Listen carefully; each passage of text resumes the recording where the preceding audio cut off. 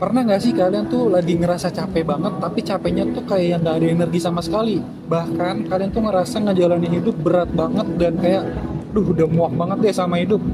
Bisa jadi kalian tuh lagi kena burnout. Lalu burnout itu apa sih? Burnout itu adalah kondisi stres kronis di mana kita merasa lelah fisik, mental, dan emosional gara-gara pekerjaan yang dilakukan.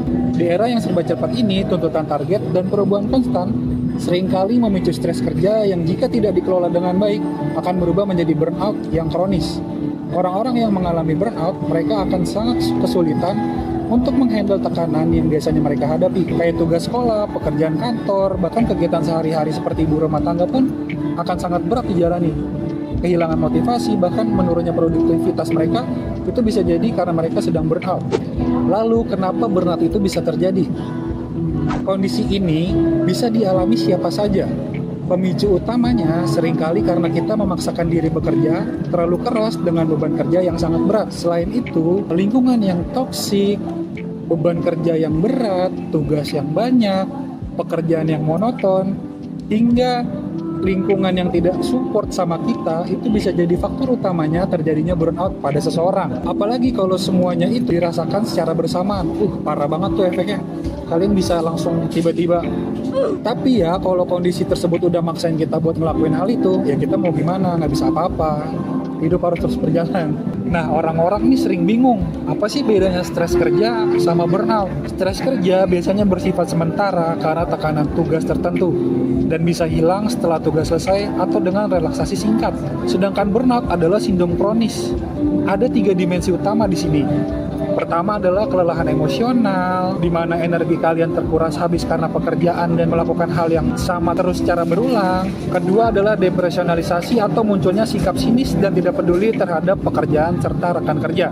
Yang ketiga adalah penurunan pencapaian pribadi di mana Anda merasa tidak lagi kompeten atau produktif. Nah, kalau di burnout sendiri, gimana sih cara kita bedain antara kelelahan fisik dan kelelahan mental? Gampangnya gini, kalau kita lagi istirahat, stres kerja itu habis istirahat kita ngerasa seger lagi, ngerasa fresh lagi dan bisa melakukan aktivitas seperti biasa lagi. Tapi kalau lagi burnout, wah itu kayak lu udah tidur lama aja, tetap bakal capek, tetap bakal nggak semangat dan nggak bisa ngelakuin aktivitas kayak biasanya. Lalu apa aja sih ciri-ciri burnout itu? Yang pertama tuh semangat dan minat kerja kalian tuh menurun. Ketika semangat dan minat hilang, menjalani keseharian akan sangat menguras energi. Dan akhirnya ngebuat kita jadi capek banget ngejalanin keseharian itu. Yang kedua adalah benci aktivitas harian. Yang biasanya semangat buat berangkat sekolah atau kerja, ini malah jadi males banget ngejalaninya. Jangankan ngejalanin, mikirinnya aja udah capek duluan. Yang ketiga, performa aktivitas menurun. Yang biasanya bisa ngerjain suatu hal dengan baik, ini malah sebaliknya. Semuanya jadi berantakan dan nggak terkontrol. Yang keempat tuh gampang marah karena semuanya nggak sesuai dengan ekspektasinya. Dia bakal jadi gampang banget buat marah dan kesel sama orang, bahkan sama dirinya sendiri. Yang kelima, menarik diri dari lingkungan. Ketika udah stres kegiatan dan ngerasa semuanya udah nggak kekontrol, beban ini bakal ngebuat kita jadi apatis sama diri kita sendiri dan orang lain. Yang keenam itu gampang sakit. Burnout itu bisa menyebabkan imunitas kita menurun yang akhirnya menyebabkan kita gampang terkena penyakit. Nah, dari 6 gejala ini, setiap orang tuh bisa kena gejala yang berbeda-beda. Bahkan beberapa orang bisa semuanya sekaligus. Jadi, jangan ngeremehin salah satunya. Kalau misalkan ngerasa salah satunya, coba cepet ditangani deh. Gimana sih caranya strategi kita untuk menangani atau mencegah terjadinya burnout ini? Tentu aja kita harus punya strategi atau perencanaan sebelum kita melakukan aktivitas kita. Sebaiknya kita melakukan kegiatan dengan menentukan skala prioritas agar aktivitas sehari-hari bisa berjalan dengan baik. Apakah sebaiknya burnout ini bisa dihilangkan dengan healing atau kita harusnya ke psikiater atau ke profesional?